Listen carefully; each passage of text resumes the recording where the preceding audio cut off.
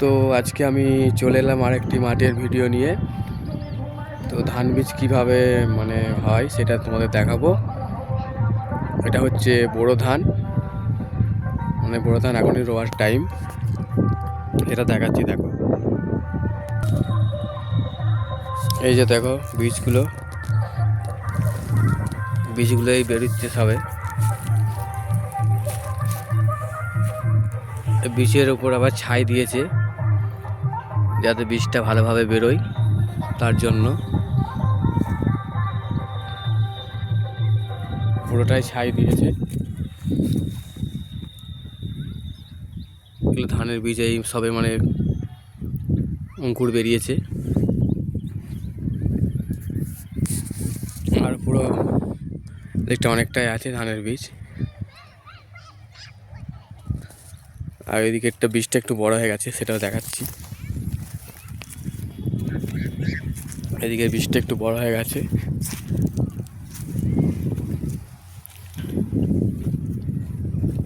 তো এদিকের মাঠটা পুরোটাই রোয়া হবে।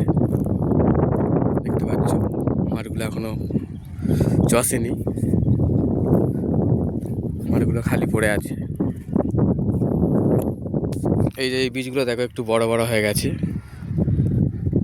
বীজটা ভালো বেরোয়নি, বীজটা একটু পাতলা হয়ে গেছে। আর বীজগুলো বড় বড় হয়ে গেছে, দিকটাও বড় বড় হয়ে গেছে।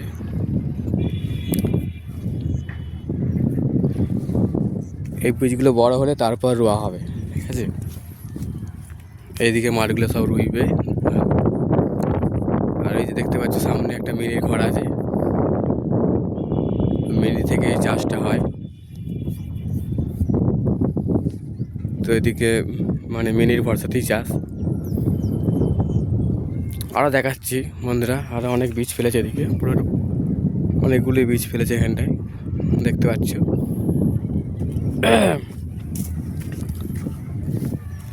আরও বীজ ফেলেছে অনেকই। আর এই যে এই ছাইগুলি বীজের ওপর দিয়েছে যাতে বীজটা খুব ভালোভাবে বেরোয়, তার জন্য। আর এদিকের বীজগুলো আরও অনেক বড় হয়ে গেছে, দেখতে পাচ্ছ।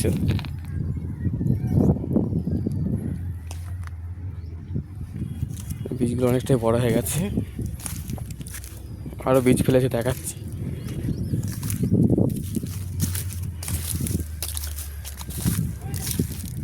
এগুলো হচ্ছে এঁটেল মাটি। হ্যাঁ,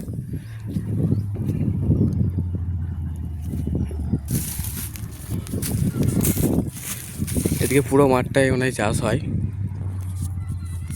মিনিতে।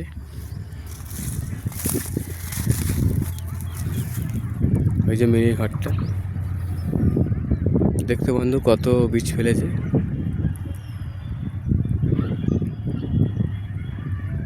এগুলো সব বড় হলে তারপর রোয়া হবে।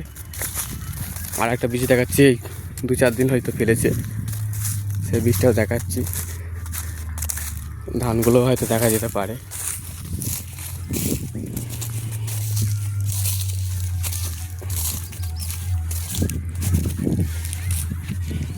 এই যে বন্ধুরা দেখো,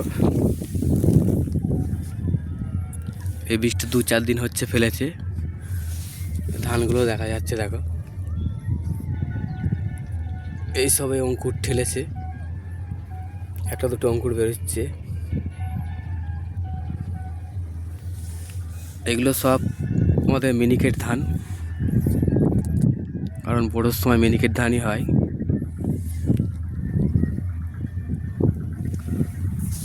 এটা আগেই 2-4 দিন ফেলেছে,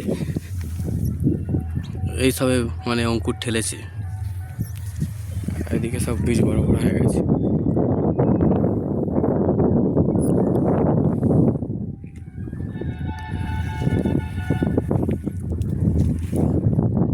তো ওই দিকটা